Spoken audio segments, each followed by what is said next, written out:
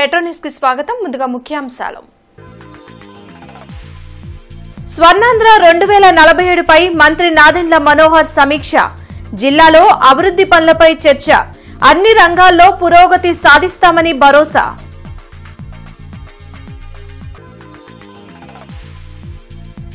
రెండు 2026లో గుంటూరులో అంతర్జాతీయ తెలుగు మహాసభలు. పోస్టర్ ని ఆవిష్కరించిన గజల్ శ్రీనివాస్, ఇతర ప్రతినిధులు.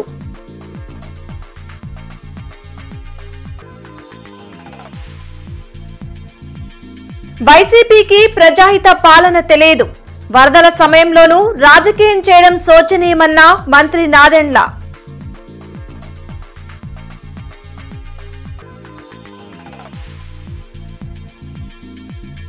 వైభవంగా కొనసాగుతున్న దసరా ఉత్సవాలు. ప్రత్యేక పూజలు జరుపుతున్న భక్తులు.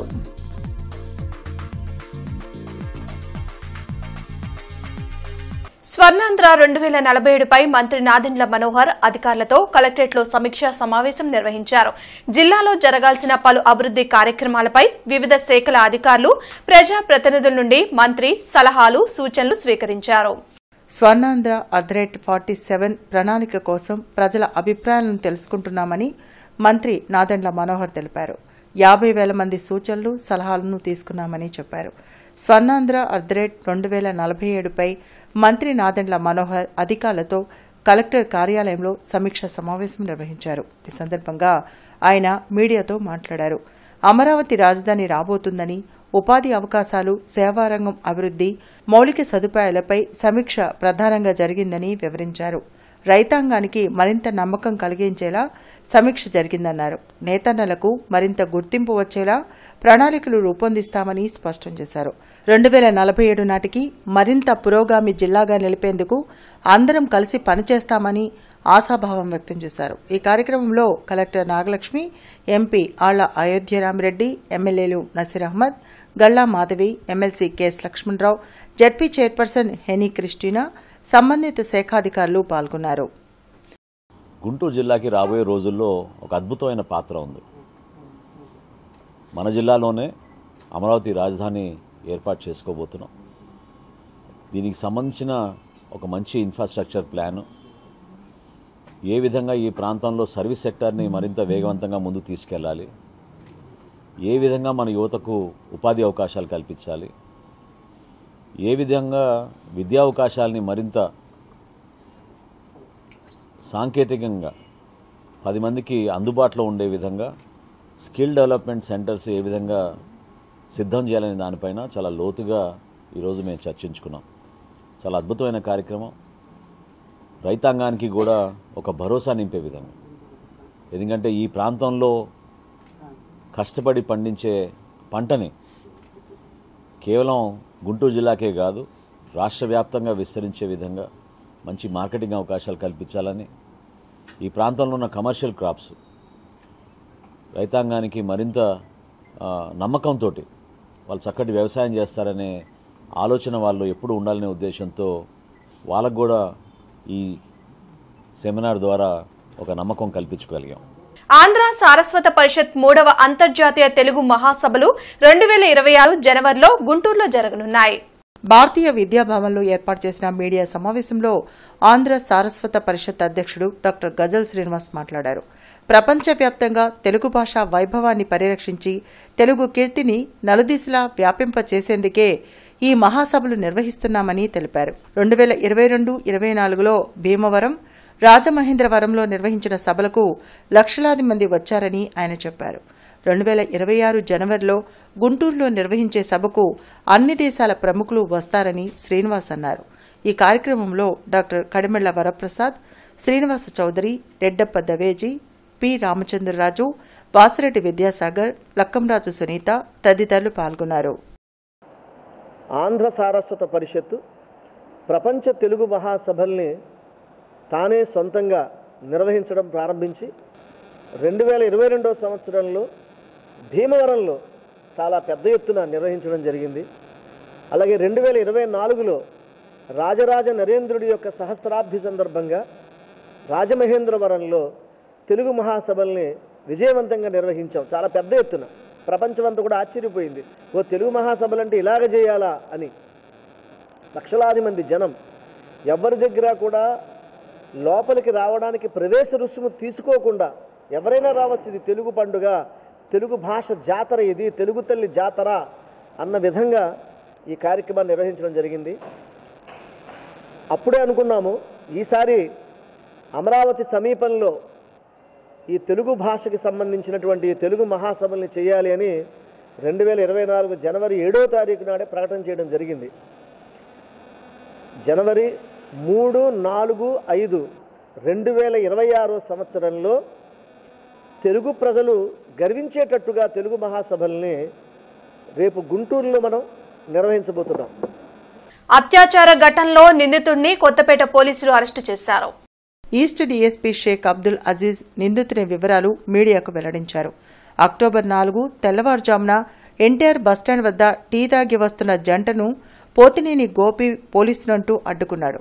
మహిళను బెదిరించి అత్యాచారం చేశాడని డీఎస్పీ తెలిపారు. ఇతనిపై చేబ్రోలు పోలీస్ స్టేషన్లో పలు కేసులు ఉన్నట్లు గుర్తించినట్లు వివరించారు.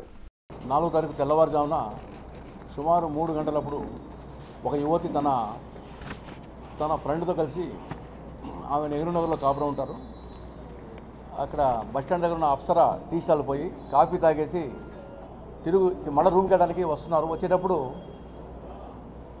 ఒక వ్యక్తి, గుర్తు తెలియని వ్యక్తి, యాక్సిస్ టీవీఎస్ బండి మీద వచ్చి వాళ్ళని ఆపి, నేను పోలీసును అని చెప్పేసి యాక్సిస్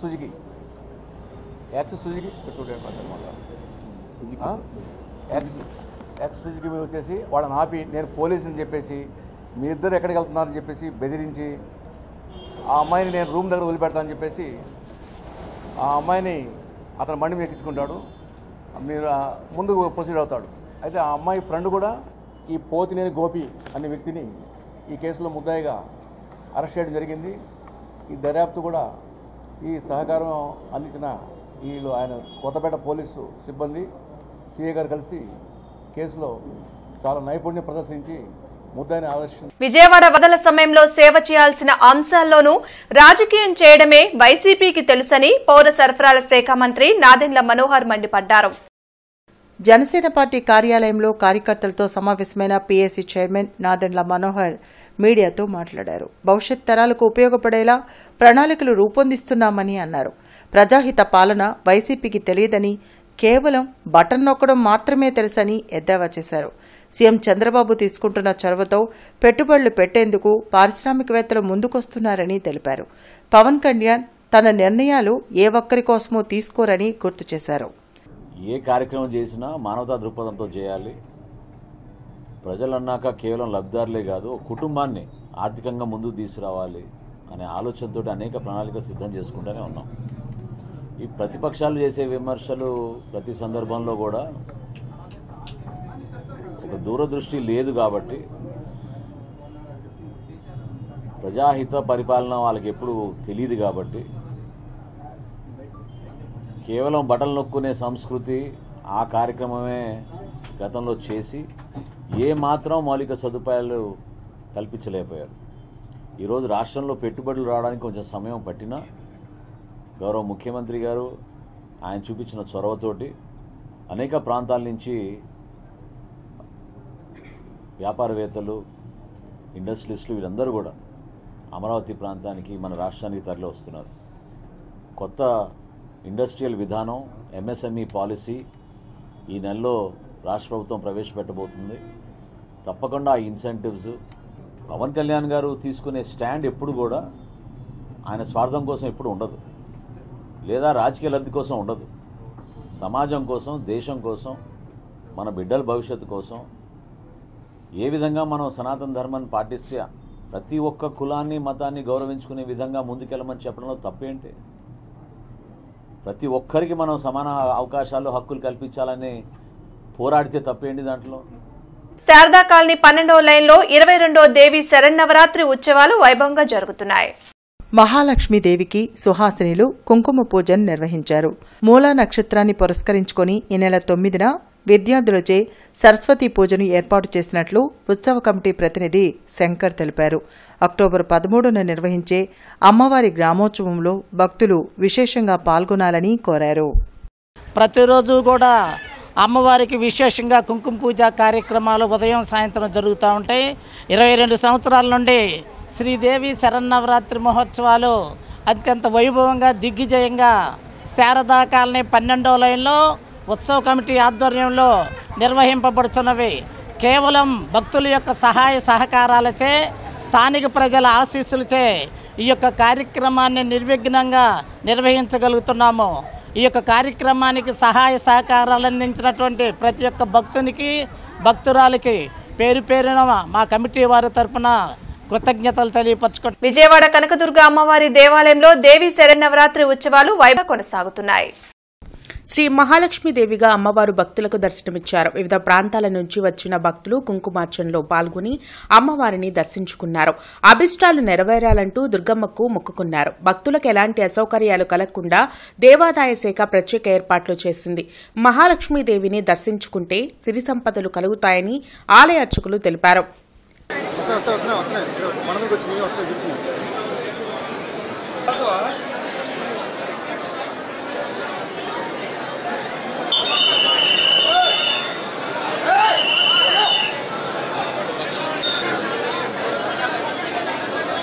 ఆ అమ్మవారిని ఆరాధించడం వల్ల సర్వశత్రు పీడలు కూడాను నివారణ అవుతాయి, సద్గతులు కలుగుతాయి. అటువంటి జగన్మాతని మనం ఈ శరన్నవరాత్రి ఉత్సవాల్లో సరస్వతీదేవిగా దర్శనం చేసుకుని ఆయురారోగ్య ఐశ్వర్యాలతో వర్ధిల్లాలి. అమ్మవారి యొక్క జన్మ నక్షత్రం మూలా నక్షత్రము. ఈ మూలా నక్షత్రం రోజున అమ్మవారిని దర్శనం చేసుకుంటే పిల్లలకి విద్యార్థులకి విద్యాభివృద్ధి కలుగుతుంది, మనోవికాసము కలుగుతుంది, చక్కని చైతన్యవంతమైనటువంటి తేజస్సులు అవుతారు. అటువంటి అమ్మవారికి బంగారు వీణ మీటుతూ అనేకమైనటువంటి అసుర సంహారాలు చేసి అమ్మవారు ఇక్కడ బంగారు వీణ మీటుతూ ఉద్భవమైంది.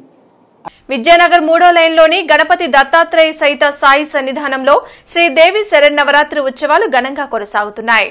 మహాలక్ష్మీదేవి అలంకారంలో అమ్మవారు భక్తులకు దర్శనమిచ్చారు. కరెన్సీ నోట్లతో ఏర్పాటు చేసిన అలంకారం ప్రత్యేక ఆకర్షణగా నిలిచింది. ఉత్సవాల్లో భాగంగా ప్రత్యేక పూజలను ఆలయ కమిటీ ఏర్పాటు చేసింది.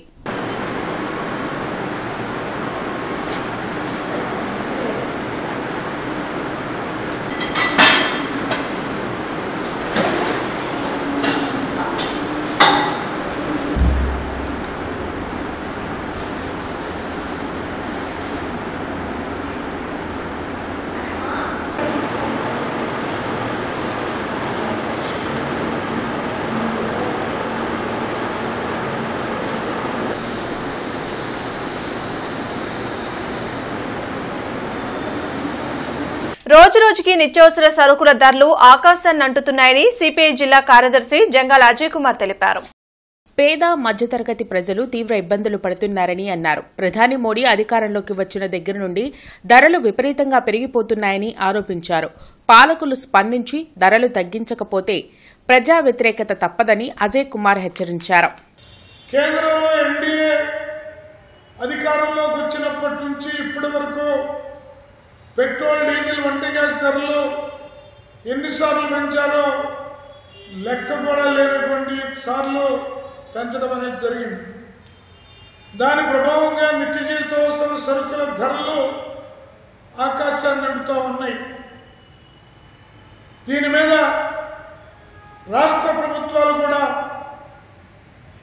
మన రాష్ట్ర ప్రభుత్వం కూడా గతంలో జగన్మోహన్ రెడ్డి కానీ ఇప్పుడు వచ్చినటువంటి ఎన్డీఏ కూటమి ప్రభుత్వం చంద్రబాబు కానీ ధరల పెరుగుదలను నియంత్రించే వైపున ఆలోచించకపోవడం దారుణమైనటువంటి విషయం. ధరల పెరుగుదల నియంత్రణ వైపున కనుక ప్రభుత్వాలు ఆలోచించకపోతే ప్రజల్లో తీవ్రమైనటువంటి అసహనం పెరిగి అది ప్రజా వ్యతిరేకతగా మారి ఎక్కడికక్కడే ఆందోళన కార్యక్రమాలు పుట్టుకొస్తాయని ప్రభుత్వాలను హెచ్చరిస్తూ ఉన్నాం. స్థానిక హనుమయ్య నగర్ 3వ లైన్లోని దుర్గా మల్లేశ్వర స్వామి దేవస్థానంలో దేవి శరన్నవరాత్రి ఉత్సవాలు గత 4 ఏళ్లుగా ఘనంగా నిర్వహిస్తున్నారు. మహాలక్ష్మి అలంకారంలో ఉన్న ఆ అమ్మవారిని స్థానిక భక్తులు దర్శించుకుని ప్రత్యేక పూజలు చేశారు. ఈ నెల 9న అన్నదాన కార్యక్రమం నిర్వహించనున్నట్లు ఆలయ కమిటీ ప్రతినిధులు తెలిపారు.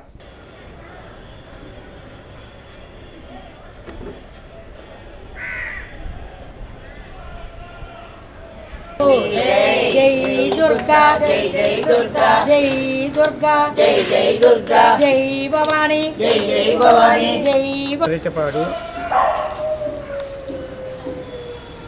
పరిటపాడు అన్వయ నగరు 3వ లైను 4 సంవత్సరాల నుంచి దసరా ఉత్సవాలు చేస్తున్నాము. 9/10/2024 బుధవారం నాడు అన్నదాన కార్యక్రమం జరుగుతున్నది. ఈరోజు ఏం అవతారం? మహాలక్ష్మి అవతారం. ఇది హన్మయ్య నగర్ 3వ లైను, కొరటిపాడు హన్మయ్య నగర్ 3వ లైను. ఇది మేము 4 సంవత్సరాల నుంచి దసరా ఉత్సవాలు చేస్తున్నాము. ఇక్కడ రోజు డైలీ కుంకుమ పూజలు, పొద్దునపూట కుంకుమ పూజలు, సాయంత్రం కుంకుమ పూజలు, అభిషేకాలు చేస్తున్నాము. రేపు 9వ తారీఖు సరస్వతీదేవి అవతారం. ఆ రోజు మూలా నక్షత్రం వచ్చింది కాబట్టి అందుకని చెప్పని మేము అన్నదాన కార్యక్రమం పెట్టుకున్నాము. సిద్ధార్థనగర్లోని కనక మహాలక్ష్మి మందిరంలో దేవీ శరన్నవరాత్రి ఉత్సవాలు వైభవంగా కొనసాగుతున్నాయి. స్కందాదేవిగా అమ్మవారు భక్తులకు విశేష అలంకారంలో దర్శనమిచ్చారు. ఉత్సవాల్లో భాగంగా అమ్మవారికి ప్రత్యేక అభిషేకాలు, చండీ హోమం, సామూహిక కుంకుమార్చనలను నిర్వహిస్తున్నట్లు ఆలయ అర్చకులు తెలిపారు.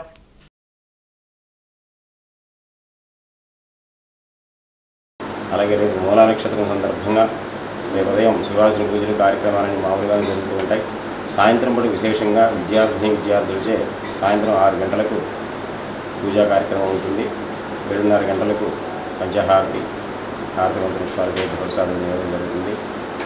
నవరాత్రికి అమ్మవారికి దసరా రోజున సువర్ణ కవచం అలంకారం ఉంటుంది. అలాగే విశేషంగా అమ్మ విగ్రహానికి పాత్రగా ఆవశ్యకవచ్చు. ఈరోజు అలంకారం స్కందమాతగా మన మందిరంలో అమ్మవారికి పిలిచర్థంగా జరిగింది. అలాగే చండీ హోమం విశేషంగా కార్యక్రమాలు జరిగింది. ఆంధ్రప్రదేశ్లో ప్రభుత్వ యంత్రాంగం నిస్వార్థంగా, నిజాయితీగా, పేదల పక్షపాతిగా కృషి చేసి ప్రజల అధికారిగా మన్ననలు పొందిన స్వర్గీయ ఎస్ఆర్ శంకరన్ అడుగుజాడల్లో నడవాలని విశ్రాంత special chief secretary doctor PV Ramesh పేర్కొన్నారు. జనచైతన్య వేదిక హాల్లో జరిగిన స్వర్గీయ ఎస్ఆర్ శంకరన్ 14వ వర్ధంతి సభకు డాక్టర్ పివి రమేష్ ముఖ్య అతిథిగా హాజరై ప్రసంగించారు. అనంతరం సభకు జనచైతన్య వేదిక రాష్ట్ర అధ్యక్షులు వల్లంరెడ్డి లక్ష్మణ్ రెడ్డి అధ్యక్షత వహించారు. డాక్టర్ పివి రమేష్ ఈ సందర్భంగా ప్రసంగిస్తూ ఎస్ఆర్ఎన్ శంకరన్ జీవితం సమాజానికి స్ఫూర్తిదాయకమని అన్నారు. ఆంధ్రప్రదేశ్లో దళితులు, గిరిజనులు, పేదల అభ్యున్నతికి అహర్నిశలు కృషి చేసిన మహనీయులని తెలిపారు. మాజీ మంత్రి డొక్కా మాణిక్యవరప్రసాద్ మాట్లాడుతూ ఎస్ఆర్ శంకరన్ జీవించినంత కాలం బడుగు వర్గాల అభివృద్ది కోసం కృషి చేసిన ధన్యజీవి అన్నారు. ఈ సందర్భంగా భారత ప్రభుత్వం ప్రకటించిన పద్మభూషణ్ అవార్డును తిరస్కరించారని గుర్తు చేశారు. శంకరన్ గారే నక్సలైటు అనే ఒక భావన క్రియేట్ చేయడం వల్ల ఆయనకి ఇచ్చిన పోస్టింగ్ ఏదైతే ఉందో ముస్సోరీకి వెళ్ళవలసింది అది ఆయన అది క్యాన్సిల్ చేయడం జరిగింది. నేను ఆ తర్వాత ఈ కిడ్నాప్ జరిగిన 1 నెల రోజులకి మొత్తం ఏజెన్సీ ఏరియాలో అంతా కూడా స్తబ్దత, భయం, ఆందోళనలు. అంటే ఐడియా ఏమిటంటే ఐఏఎస్ ఆఫీసర్లనే కిడ్నాప్ చేయగలిగితే ఇక సాధారణమైనటువంటి అధికారుల పరిస్థితి ఏమిటి? ఆఖరికి అక్కడ పనిచేసే గిరిజన టీచర్లు కూడా వెళ్ళిపోయారు ఊళ్ళో వదిలేసి. ఏమో గవర్నమెంట్ కోసం పనిచేస్తున్నాం కాబట్టి మమ్మల్ని కూడా పట్టుకుపోతారేమో అని భయంతో, భయాందోళనలతో. రెండవది ఏమిటంటే ఐఏఎస్ ఆఫీసర్లందరికీ కూడా 2 AK-47 ఉన్నటువంటి సెక్యూరిటీ గార్డ్స్ మ్యాండేటరీ. బ్యూరోక్రసీకి బ్రెయిన్ ఎంత చక్కగా చెప్తారు, ఏం గైడ్ చేస్తారు వాళ్ళు. ఒక రాజ్యానికి మంచి డైరెక్షన్ ఇవ్వాలంటే బ్యూరోక్రసీ చాలా ఇంపార్టెంట్.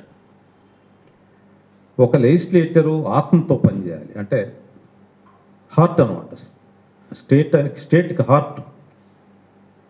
కానీ ఇప్పుడు ప్రజెంట్ సిస్టంలో బ్రెయిన్, హార్ట్ 2 దాదాపు ఫెయిల్యూర్, అంటే వర్చువల్ ఫెయిల్యూర్ కింద చెప్పుకోవాలి. కానీ ఇంకా ఏదో శిథిలాల్లో ఒక సిస్టమ్ కంటిన్యూ అవుతూ ఉంది. శంకరన్ గారు అలాంటి మోడల్ అనమాట. నేను దాదాపు కొన్ని రోజులు ఆయనతో గడపడం జరిగింది. ఆయనతో ఐఏఎస్కి, బ్యూరోక్రాట్స్కి ఒక రోల్ మోడల్గా నిలిచిన వ్యక్తి. తన జీవితం మొత్తం దళితులు, గిరిజనులు, పేద వర్గాల కోసమే అహర్నిశలు కృషి చేశారు. వారు ఎక్కడ ఏ రంగంలో ఉన్నా అక్కడ తన దృష్టి అంతా కూడా పేద ప్రజల కోసం తన కళను ఉపయోగించారు. నెల్లూరులో ఉన్నప్పుడు అక్కడ ఉన్న యానాదుల యొక్క సంక్షేమం కోసం ఎంతో కృషి చేశాడు. నెల్లూరు జిల్లా ప్రజలు వారిని ఎంత గౌరవించారంటే వారి పేరుతో 2 నగరాలని, 2 పేటల్ని వారి పేరు పెట్టుకున్నారు. శంకరాపురం అని, శంకర్ నగర్ అని. వారు సోషల్ వెల్ఫేర్లో ప్రిన్సిపల్ సెక్రటరీగా ఉన్నప్పుడు ఎస్సీ ఎస్టీస్కి హాస్టల్స్ డెవలప్ చేయడం కానీ, ఐటీడీ అని ప్రారంభించడం కానీ. హనుమయ్యనగర్ 2వ లైన్లోని అష్టభుజ దుర్గాదేవి ఆలయంలో దసరా ఉత్సవాలు వైభవంగా నిర్వహిస్తున్నారు. గత 8 ఏళ్లుగా ఆలయ వ్యవస్థాపకులు నాగుల్ మీరా ఆధ్వర్యంలో ఈ ఉత్సవాలు జరుగుతున్నాయి. మహాలక్ష్మీదేవిగా దర్శనమిస్తున్న అమ్మవారికి భక్తులు ప్రత్యేక పూజలు చేశారు. దుర్గాష్టమి నాడు అమ్మవారి అన్నప్రసాద వితరణ నిర్వహించనున్నట్లు నాగుల్ మీరా తెలిపారు. కార్యక్రమంలో హుస్సేన్ బి, భవానీ, నవ్య, మంగాదేవి తదితరులు పాల్గొన్నారు.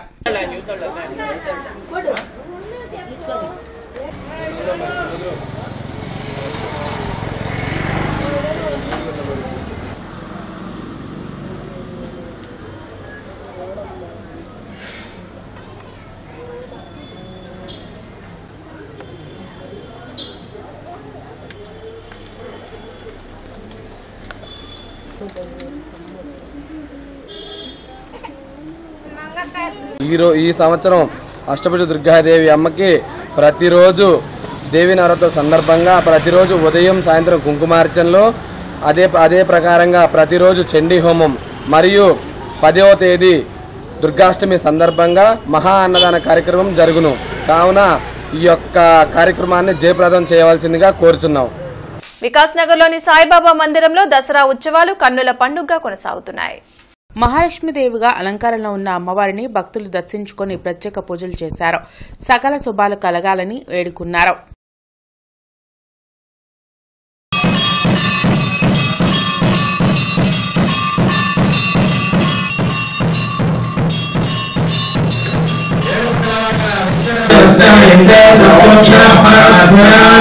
రాజాధిరాజాయ ప్రసహ్య సాహినే నమో వయం వై శ్రవణాయ కూర్మహే సవేగాన్ కామకామాయ మహ్యం కామేశ్వరో వై శ్రవణో దదాతు కుబేరాయ వై శ్రవణాయ మహారాజాయ నమః. బులెటిన్ ముగించే ముందు ముఖ్యాంశాలు మరోసారి. స్వర్ణాంధ్ర 2047పై మంత్రి నాదెండ్ల మనోహర్ సమీక్ష. జిల్లాలో అభివృద్ధి పనులపై చర్చ. అన్ని రంగాల్లో పురోగతి సాధిస్తామని భరోసా.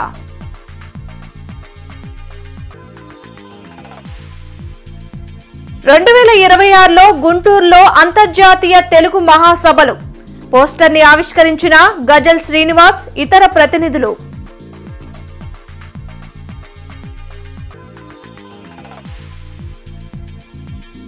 వైసీపీకి ప్రజాహిత పాలన తెలియదు. వరదల సమయంలోనూ రాజకీయం చేయడం శోచనీయమన్న మంత్రి నాదెండ్ల.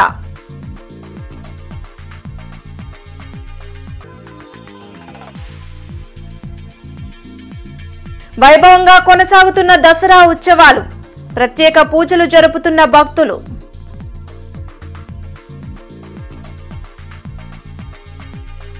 ఈ వార్తలు ఇంతటితో సమాప్తం. నమస్కారం.